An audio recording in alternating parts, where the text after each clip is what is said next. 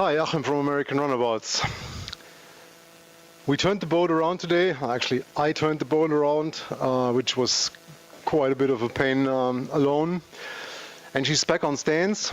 And yeah, I'll just show you the inside now and what we're going to do.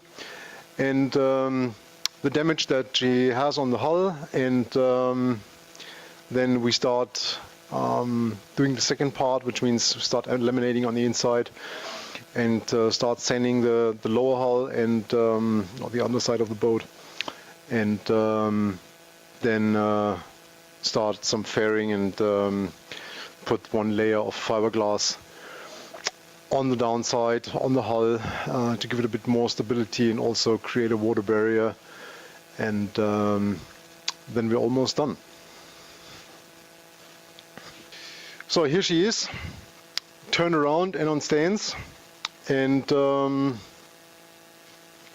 as you can see, I mean, that's all scratches like from trailering or beaching her or whatever was done to her in the past.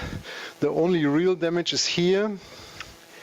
I saw that obviously from the top side. Some of that is actually from the time when we took out the core material.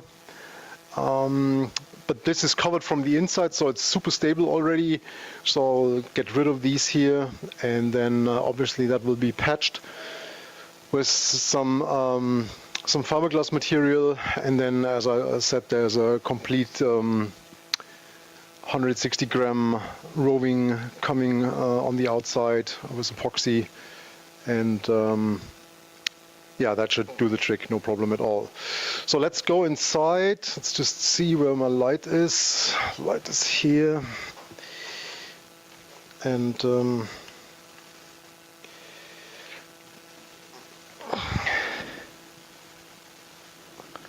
so now, nice. Okay, so you can see now that there is something to be done on the basically upper side of the transom knees. They have to be glassed in a little bit better, and then there's those seams there. Here on the other side, same thing. So that was not possible when she was sitting upright. So I'll take the chance now, as she's in this position.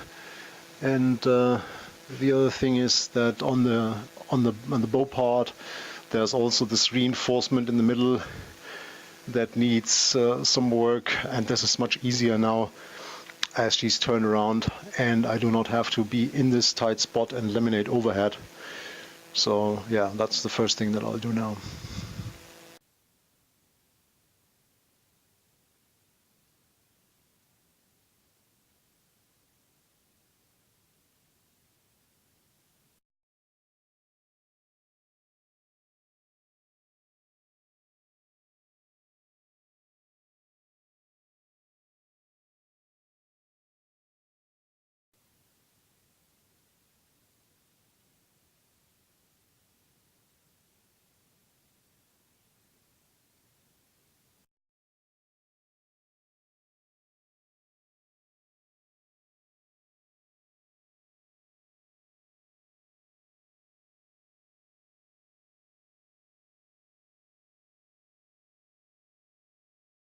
All right, it's done.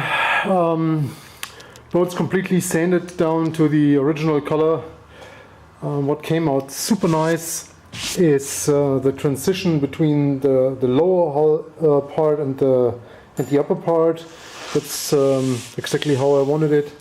So I filled the gap completely with epoxy that was thickened up with glass fibers, and so that makes for a really nice smooth edge, which I think will be much nicer than the original riveted method. Otherwise, it came out pretty good. I didn't see a lot. Obviously there was some repairs done before. You can see actually some old putty. The keel needs a bit of additional putty. Here I found some interesting holes. Have not figured out what that was, but obviously somebody drilled once through that boat.